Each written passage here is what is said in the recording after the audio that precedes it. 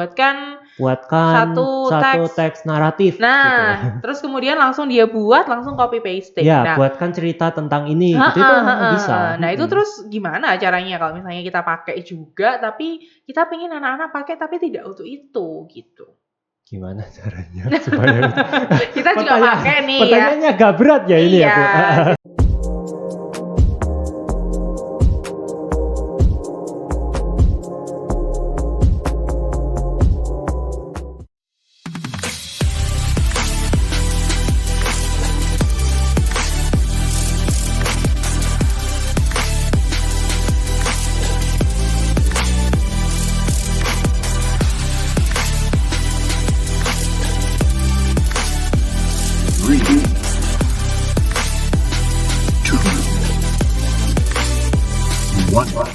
Hai Edu People, welcome back to Edu Talk by FKIP UKWMS bersama dengan aku Jessica, dan hari ini kita kedatangan seorang tamu yang adalah Bapak Alberic Rian Teni Wijaya MPD. Ya, Bapak Rian ini adalah salah satu dosen dari program studi pendidikan bahasa Inggris, betul Pak ya? Betul. Ya, dan kita sama-sama dosen muda nih ya Edu People. Jadi masuknya tahun berapa Pak? Nah, masuknya tahun 2022 resminya. 2022. Januari resminya, 2022. Berarti ya. ada nggak resminya? Ada yang nggak resminya 2021 Oh, gitu. Desember gitu. Masuk awalnya 2021 Masuk awal 2021, ya. ya. Kemudian officialnya 2022. Berarti kurang lebih 2 tahunan ya, udahan ya Pak Rian ya. Oke. Ngajarnya apa aja nih Pak? Ngajarnya itu pertama itu ada EIC atau English Integrated Course. English Integrated Course. Itu belajar apa aja Pak? Belajarnya ya integrated course ya. English ya integrated. Betul. Dalam artian ada listening, reading, writing, speaking gitu. Jadi satu semua. Jadi satu keutuhan. Juga ada ya grammar yang paling ditakuti. Dijadikan momok ya. Gitu. Nggak tahu kenapa padahal gampang ya. Grammar tuh gampang. Gampang ya. Gampang ya guys. Kayaknya enggak ya. Nah itu IC. Terus habis itu ada juga Basic English Vocabulary. Basic English Vocab. Lalu juga ada Recon and Narrative Writing. Terus IT in Language Education. Jadi penggunaan. Ada IT-nya juga ya Pak ternyata ya. Ya, jadi penggunaan IT gitu di education, di bidang pendidikan. Lalu juga ada yang paling baru yang tahu-tahu dilempar ke saya gitu adalah games and gamification. Dilempar ya. Itu suatu hal yang kayaknya belum benar-benar familiar ya buat orang-orang ya. Gamification. Itu susah memang karena kadang itu mereka mikirnya kalau gamification itu adalah penggunaan game di pembelajaran. Padahal sebetulnya enggak. Gamification itu adalah penggunaan elemen-elemen game. Contohnya kayak score, leaderboard gitu.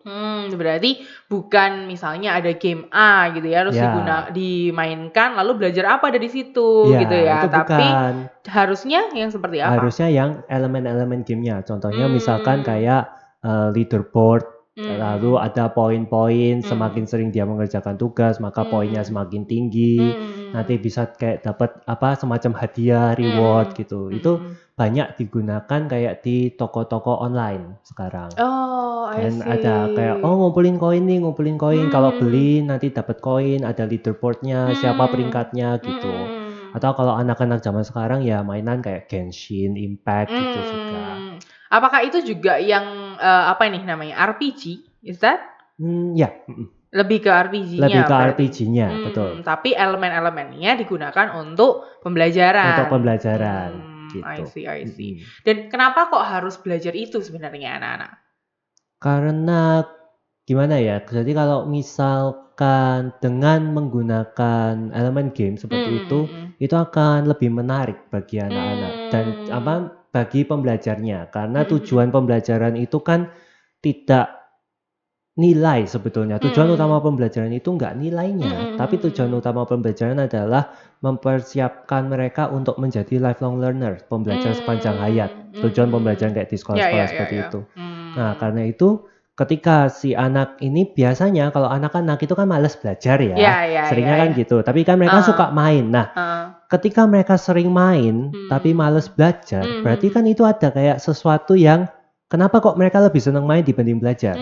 Karena di permainan itu mereka itu nggak takut salah ketika main. Contohnya kalau di belajar ketika mereka dapat nilai jelek ya sudah nilainya itu ya misalkan 60 ya 60. untuk kuis itu. Tapi kalau di permainan kan ada retry. Nah, itu seperti kayak gitu contohnya.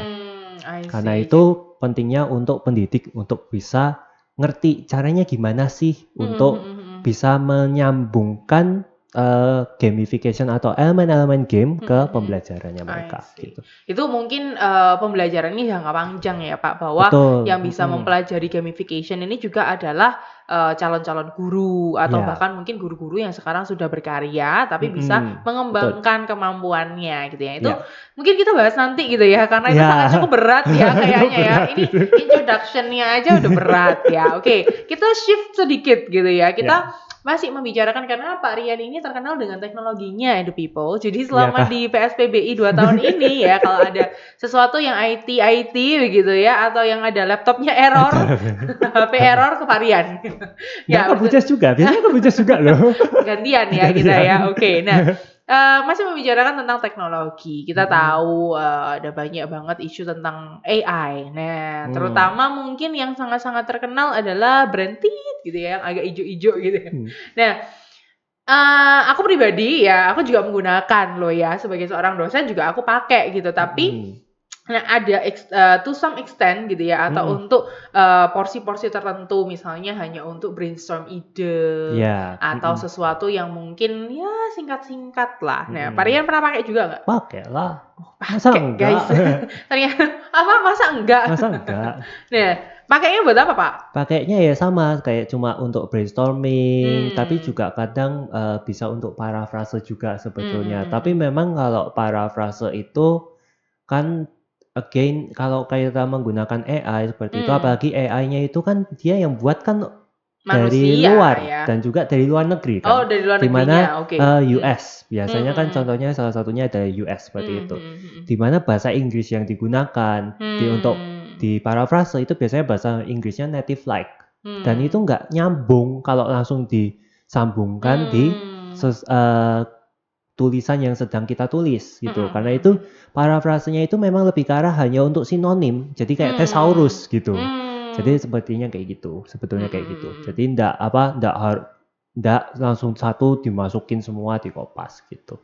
Tapi kan itu bukan sesuatu yang mudah untuk dilakukan, ya nggak tahu ya, mungkin generasi-generasi saat ini yang semuanya itu pengennya serba instan gitu kan. Jadi kalau ada bantuan atau kalau ada yang gampang, kenapa harus susah gitu. Kalau ada yang bisa tinggal copy pasting pertanyaan gitu, langsung ini buatkan apa, misalnya kalau writing apa, misalnya instruksinya buatkan satu teks naratif. Nah, gitu. Terus kemudian langsung dia langsung copy pasting. Ya, buatkan cerita tentang ini gitu, itu bisa. Nah, itu terus gimana caranya kalau misalnya kita pakai juga tapi kita pengen anak-anak pakai tapi tidak untuk itu gitu. Gimana caranya supaya kita juga pakai nih pertanyaannya agak berat ya ini ya Bu. Jadi kan kita pakai tapi hanya untuk brainstorm nih misalnya ya sebagai seorang dosen gitu. Kemudian kita tuh pengen sedangkan anak-anak mahasiswa atau siswa itu kalau make dia biasanya malah cuma copy paste gitu ya. Nah, itu gimana kalau menurut Ibu sendiri gimana? Kalau saya akan melarang semuanya ya. Jadi nggak usah pakai sekalian, tapi saya pakai loh. Agak munafik ya. Nah, kalau aku sih gimana ya?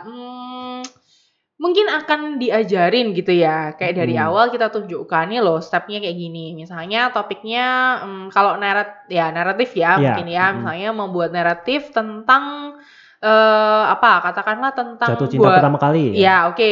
First love gitu ya. Kemudian keywordnya seperti ini gitu. Nanti mintanya outline aja. Nah, begitu outline-nya udah muncul, barulah dikembangkan lagi kayak gitu. Nah, tapi kan again pada prakteknya susah untuk kita membedakan apakah itu mereka ngambil cuma ide atau sampai kepada word by word. Oke. Nah, kalau misalkan itu berarti ada dua sebetulnya yang menjadi pertanyaan di sini. Ada yang pertama adalah bagaimana sih cara untuk agar si anak ini, meskipun anak ya, kayak kita sudah terlalu kita udah orang tua kali ya. Jadi mahasiswa, kita anggapnya mahasiswa karena kita kan di universitas. Si mahasiswa ini ketika dia ngerjain dia menggunakan ChatGPT itu nggak teko langsung kopas yang pertama. kedua itu adalah bagaimana sih cara kita mendeteksi agar tahu bahwa si Yes. anak ini nih nggak kopas, Ya, tapi dia ya, itu ya. hanya menggunakan outline. Nah, Mhm. untuk yang pertama itu kan juga saya sebetulnya pernah melakukan sedikit penelitian kecil-kecilan gitu untuk Mhm. gimana sih caranya agar si mahasiswa ini nggak sampai sana, nggak kopas, nggak hanya kopas, tapi dia Ya, benar-benar ya. belajar. Mhm. Itu caranya adalah waktu itu ada konklusi satu kesimpulan Ya. bahwa komunikasi. Hmm. Jadi bagaimana si guru ini tidak Mhm. melarang karena biasanya Ya. apapun yang dilarang itu malah Iya, semakin pengen ini kan. larangan adalah Larangan adalah perintah tertunda. perintah. Nah, gitu. Oke, Nah, oke, oke. jadi kan nggak mungkin kan Ya, kalau ya, ya. kita juga nggak ngelarang dan nggak mungkin kita ngelarang karena misalkan, oh kamu nggak boleh pakai aplikasi A. Sedangkan aplikasi A-nya itu mereka bisa bebas untuk menggunakan di luar. Mhm. Terus juga di kehidupan sehari-hari, in the real life situation, Ya, itu ya. kan juga company kan kita nggak tahu mereka pakai atau Pakai tidak. atau enggak? Yes, Sedangkan yes, kalau yes. misalkan mereka pakai, nah si anak ini si mahasiswa Si ini mahasiswa ini ketika mereka mau kerja pada nantinya akan kalah dengan yang pakai. pakai. Nah, Betul, betul, tapi betul. kan nggak serta-merta, oh ya sudah kamu bebas untuk memakai. Karena itu kunci pertama adalah komunikasi. Mengkomunikasikan bahwa ini loh ada alat seperti ini, ada aplikasi ini di mana kamu tuh bisa untuk brainstorming, parafrase, bahkan sampai membuat satu utuh. Iya, iya, Nah, iya, tapi iya. stop, bentar.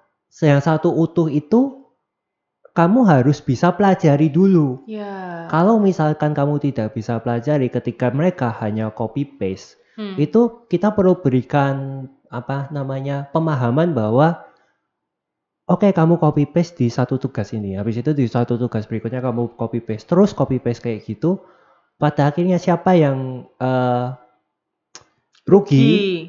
Yang rugi adalah mereka sendiri karena kemampuan berpikir kritis mereka nggak berkembang jadinya. Lah wong mereka tinggal masukin prompt dapat copy paste, masukin prompt dapat copy paste, gitu kan nggak berkembang. Berarti gurunya juga harus menerima kan Iya. adanya aplikasi itu, gurunya mencoba dulu. Gurunya juga harus mencoba dulu. Kalau Baru gurunya nggak coba, gimana caranya mereka tahu? Betul, Nah, baru kemudian dikomunikasikan. Betul. Sedangkan kalau di sini kan kita kan pendidikan bahasa Inggris ya, di mana mahasiswa kita itu kan arah ke depannya menjadi pendidik. Betul. Nah, kalau misalkan mereka nggak pernah menggunakan, ketika siswi gitu ya? mereka menggunakan, gimana mereka tahu? Nah, kayak gitu. Tapi again, komunikasi itu penting, bahwa pengetahuan, memberikan mereka pengetahuan bahwa oke, ini ada benda, ada alat seperti ini, jangan sampai kamu kayak Wall-E, tahu Wall-E? Wall-E. Nah, yang mereka duduk, ada layarnya di depan, mereka tidur gitu. Jangan sampai seperti itu. Jangan sampai kalah dengan robot.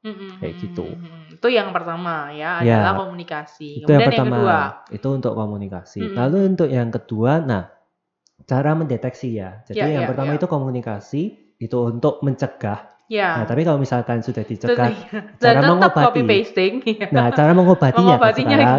Nah, cara mengobatinya itu adalah dengan kalau saya di kelas saya itu saya minta mereka untuk pertama kali masuk itu membuat satu tulisan dulu. Ini dalam hal writing ya? Iya, dalam hal writing. Jadi misalkan dalam hal writing itu karena biasanya kalau mereka copy paste langsung dari aplikasi AI itu langsung yang paling kelihatan adalah cara penulisan mereka beda. Kan yang di copy paste biasanya cara penulisannya gitu. Kalau misalkan mereka pakai AI terus mereka pelajari terus mereka baru pakai dengan bahasa mereka sendiri, itu sama dengan belajar mandiri. Nah, tujuan kita mengajar mereka kan untuk belajar mandiri kan. Ya sudah, kalau misalkan sudah gitu ya tercapai. Nggak apa-apa. Mereka pakai AI ya monggo silahkan. Karena itu kayak mirip Google. Pakai ini juga, pakai kata-katanya mereka sendiri, pemahaman mereka sendiri. Artinya ada sesuatu informasi yang masuk ke otak mereka. Gitu. Kan sama aja Google. Tapi mereka yang lebih strongnya dibandingnya gitu. Nah, tapi kalau misalkan tadi apa? Supaya kita bisa membedakan. Nah, kalau supaya untuk bisa membedakan, ketika mereka masuk itu tak minta untuk nulis dulu. Biasanya tulisan. Nah, tulisannya itu mau ngetik atau tulis tangan bebas, tapi biasanya prefernya sih ngetik ya. Karena kadang tulis tangan itu ya, ini tulisan apa? Bacanya ya susah ya. Nah, karena itu tak minta ngetik, tapi tanpa ada aplikasi apapun di belakangnya. Internet itu nggak Ya, ada, ya, ya. terus aplikasinya juga paling cuma Word. Kalau bisa sih cuma Notepad ya. Kalau Ya. Word kan masih ada spellingnya Iya, ya. betul, Nah, kalau betul. Notepad itu kan bener-bener nggak ada gitu. Nah, kayak gitu. Nah, itu tak minta ngumpulkan. Itu jadi poin referensi. Reference point Itu kita ketika aslinya ya, nah, aslinya mereka ketika nulisnya kita nanti bagaimana. mereka nulis itu kan kalau misalkan suatu ketika sudah ada tugas pertama nih, tugas A, terus mereka ada tugas B, tugas C, itu bisa jadi poin perbandingan. Loh, di tugas A ini Cuman kayak gini kayak doang. gini, grammarnya banyak yang salah, present tense masih belum. Loh, kok di yang tugas selanjutnya itu sudah kompleks, present perfect Ya, tense itu ya, kok ya, ya. bagus betul sekali dan native. Biasanya native like. Cara diction-nya itu juga sangat tinggi. Karena tadi Bapak bilang pembuatnya itu Pembuatnya itu adalah dari native speakers native ya, entah itu speaker. US atau Nah, yang lain. Oke. gitu. Jadi kayak Berarti gitu. bahwa statement guru itu akan selalu tahu kalau anaknya nyontek apa enggak itu beneran Ya, ya. itu Dari beneran. situ ternyata ya. Oke.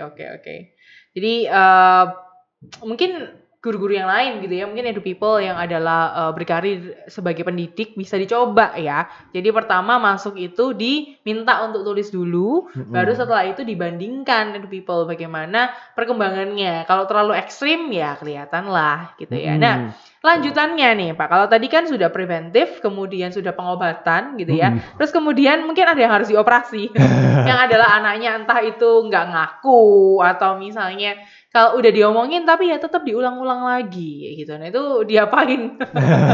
Harus diapain nih? Bentar, Bu. Itu kayaknya pertanyaan saya juga sih. Iya. Jadi Harusnya itu juga susah diapain ya? Itu kalau misalkan sudah preventif, sudah diomongin, Ya. tapi tetap tetap ngerjain, terus habis itu dia sudah ternyata kena nih. Ya. Itu kena, habis itu kita omongin lagi. Ya, Kan ya. memang paling itu kan cuma bisa kita omongin kan. Karena again kita perlu memberi mereka tuh tahu bahwa belajar atau kuliah atau sekolah itu sebetulnya bukan buat kita, bukan buat dosen, bukan buat guru. Nah, belajar itu buat siapa sih sebetulnya? Apakah belajar itu buat orang tua? Apakah belajar itu buat temennya? Atau belajar itu buat dirinya sendiri? Ya. Menurut Ibu yang mana? Ya harusnya untuk diri sendiri. Nah, untuk diri sendiri kan? Nah, jadi kalau misalkan untuk diri sendiri ya berarti kita perlu memberikan pengetahuan itu bahwa belajar itu untuk diri sendiri. Kamu belajar enggak kalau kopas? Apakah kamu hanya belajar kopas berarti? Belajar copy paste yang baik dan benar itu gimana? Ctrl C, Ctrl V itu gimana? Lalu layouting. Oke. Atau kamu mau belajar lebih dari itu? Nah, paling kalau dari saya pribadi sih bisanya cuma nyampe situ ya. Karena kalau misalkan untuk nerusnya gimana juga saya kurang tahu. Kamu menurut Bu Jas gimana? I think in another word, we could say ini kembali kepada etika mungkin ya.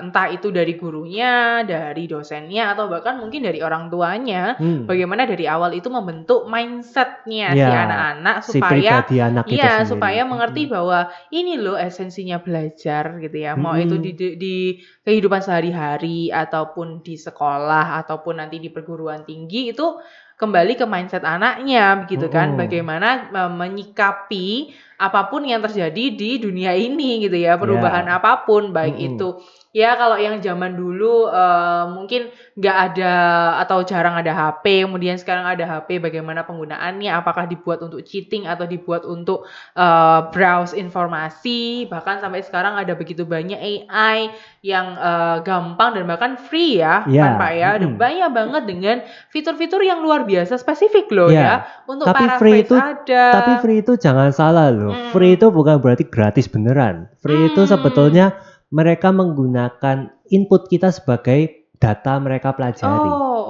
Jadi itu nggak gratis, pure gratis. Oh kita pakai datanya nggak kesimpan. No, data kita chatting itu, chatting dengan AI itu akan tersimpan dan itu sebagai bahan pembelajaran mereka. Jadi gitu. selama mereka menjawab, mereka juga mengambil data Iya, dari kita betul. gitu ya. Mhm. Agak creepy ya sebenarnya ya, tapi oke. Ya, tapi again ya kembali lagi bahwa kita juga nantinya perlu untuk terus mengedukasi mungkin ya, Betul. mengedukasi para mahasiswa, para mungkin bahkan orang-orang di sekitar kita gimana sih menyikapi AI ini begitu dan tetap kepada pemikiran yang benar bahwa AI ini Betul. hanya alat, Aku bukan sumber penasaran, Bu. Kan segalanya. kita kan juga waktu itu pertama kali AI datang kan langsung Mhm. kan. Ya Nah, ya itu ya ya. kalau pas Ibu sendiri ngelihat AI itu Mhm. gimana? Sebenarnya dari awal, awalnya pasti skeptis ya, awalnya Iya, pasti berpikir, "Wah, waduh gimana nih?" Sama lah dengan mungkin, orang-orang pada tesnya umumnya. gimana nih? Iya Mereka langsung bisa nyari iya, gitu ya? langsung apa pemikirannya, "Oh, berarti kalau ada tes harus HOTS," gitu ya, Iya, harus high harus order thinking loading skills skill. gitu ya, Mereka berarti harus datang juga. betul, harus onsite semuanya karena HP-nya nggak boleh. betul, walaupun memang, somehow tuh AI datangnya agak pas gitu ya, antara Mhm. online udah atau Covid udah mau selesai, kembali Betul. ke onsite gitu ya. Jadi, Mhm. saya pribadi ya lebih prefer oke semua onsite. Karena takut ya kalau dia Ya. onsite kan kita bisa ngeliatin nih mereka ngapain aja gitu ya. Mhm. Tapi kalau, dengan tugas-tugas writing dan segala macamnya ya mulai dicoba gitu ya, mulai dipakai Ya. dan ternyata memang pada saat, saya coba pribadi kemudian mereka atau AI-nya itu ngawur ya tetap nggak bisa kan, tetap Betul. harus dibaca lagi karena kualitasnya juga nggak sesuai dengan pasti kok kalau ada people yang mencoba gitu ya, menggunakan untuk prompts apapun gitu ya dan kalau memang, dilakukan atau dibuat tugasnya itu dengan sepenuh hati, pasti kerasanya itu nggak Beda. maksimal, ya kan? Heeh. Karena itu ya data ya, kumpulan data yang mungkin dimasukkan Betul. oleh berbagai orang, Dan ya itu ngerti. jawabannya itu juga kadang ya template-template gitu. Betul, nggak bisa Mhm. bervariasi Nggak ya, bisa tetap kayak sevariasi kita. kurang gong gitu loh. Mhm. Nah, itu dari situ baru oke, ternyata ini bisa digunakan untuk referensi. Betul. Seperti, mungkin tadi Pak Rian bilang Google gitu ya, jadi Ya. benar-benar hanya brainstorm gitu dan Mhm. bahwa setelah brainstorm dikembangkan lagi itu tetap harus ada gitu. Mhm. Gitu sih. Jadi, dalam hal atau dalam, rangkumannya gitu ya, highlight-nya adalah bisa kok ya, bisa. Boleh. AI itu boleh Mhm. dipakai gitu, selama penggunaannya itu dengan benar, dengan mindset yang benar, Karena kalau goal-nya yang misalkan nggak benar. dipakai, kita Mhm. skeptis bener, nggak mau Ya pakai, ya ya intinya ya, nggak mau pakai. strict gitu ya. Ya, yang lain Mhm pakai, mhm mereka akan mhm. jauh lebih cepat perkembangannya dibanding kita. Mhm Mereka yang mhm. makainya dengan critical thinking. Ya ya ya ya. Nah, mereka yang pakai dengan critical thinking itu akan menjadi sangat membantu. Ya ya ya Contohnya ya, ya. anggap kita lihat Google. Mhm Orang yang mhm pakai mhm Google mhm. dengan orang yang nggak mau pakai Google ya pasti kalah. Wawasannya juga pasti Wawasannya lebih pasti lebih luas. luas. Mhm mhm Mhm. mhm mhm. Ya ya Sedangkan ya. Google sendiri itu sebetulnya sudah AI. Mhm mhm. Jadi sebetulnya AI sendiri itu bukan Betul. hal yang baru. Iya, hanya fitur-fiturnya yang sesuai Ya, dengan kebutuhan spesifik dari setiap kita, gitu betul. mungkin ya. Ini asik banget nih teknologi ya, kita belum selesai loh ya by the way Edu People ya. Tadi kita mau membahas gamification, nah mungkin itu yang akan kita bahas selanjutnya, we never know. So, tunggu aja gitu ya kelanjutannya. Mungkin last note nih Pak, buat para Edu People yang mungkin masih struggling, entah itu menggunakan AI untuk dirinya sendiri atau untuk pengajaran. Untuk menggunakan AI baik diri sendiri maupun dengan untuk pelajaran itu yang pertama adalah membiasakan diri dengan AI. Jadi jangan Hmm. takut untuk nyoba. Itu yang Mhm. pertama. Ya ya ya. Jadi jangan berpikiran skeptis, oh ini enggak itu, beranilah untuk mencoba dan juga Mmm. jangan malas untuk mencoba. Mhm Karena mhm. misalkan kayak chat AI seperti Ya itu ya ya ya. harus dicoba dulu, kalau enggak ngerti caranya Mhm gimana, mhm cara mhm. pakainya gimana, Mhm mhm. eee, fungsinya seperti Mhm apa mhm. gitu. Lalu yang kedua itu jangan mengorbankan berpikir kritisnya. Ketika menggunakan Mmm. AI terutama untuk mahasiswa ya ini Ya ya, ya ya ya itu ya. ketika menggunakan AI jangan sampai kalian mengorbankan, kemampuan berpikir kritis, Mhm. bahkan kemampuan berpikir pada Mhm. Ya nantinya. ya ya ya, Karena betul. kan AI itu ya tadi Ya kopas-kopas ya lama-lama ya nggak ya. mikir. Ya Lah ya ya. kalau mikirnya nggak berkembang, masa ketika di perusahaan nanti misalkan atau di sekolah ketika si Mmm. anak atau ketika supervisornya tanya, ini gimana?" Terus kalian jawabnya, "Oh sebentar ya Pak, saya tanya Ngetik dulu. ChatGPT dulu." Ngetik AI Nah ya dulu. kan nggak bisa, Heeh heeh gitu. heeh heeh. Jadi ya Betul jangan betul. sampai mengorbankan berpikir kritis, kemampuan berpikir kritis. Caranya gimana? Ya caranya dengan selalu melihat, hasil dari AI-nya sendiri seperti apa dibandingkan dengan pengetahuan kalian. Jadi baliknya ya kayak anggaplah AI itu mesin pencari gitu, bahwa oh ini ada mesin pencari, saya harus melihat apakah ini datanya benar atau enggak. Coba cari di tempat lain benar enggak dan sebagainya. Gitu. Jadi mengerjakan saja tanpa AI itu satu, dengan AI saja tanpa mengerjakan itu satu, tapi kalau digabung itu jadi dua. Oke, jadi lebih baik berdua ya daripada sendiri loh. Kemana ini? Oke, kita tutup hari ini di episode kali ini. Thank you so much Pak Rian. We'll see you in the next episode of Edu Talk by FKIP UKWMS. Bye. Bye.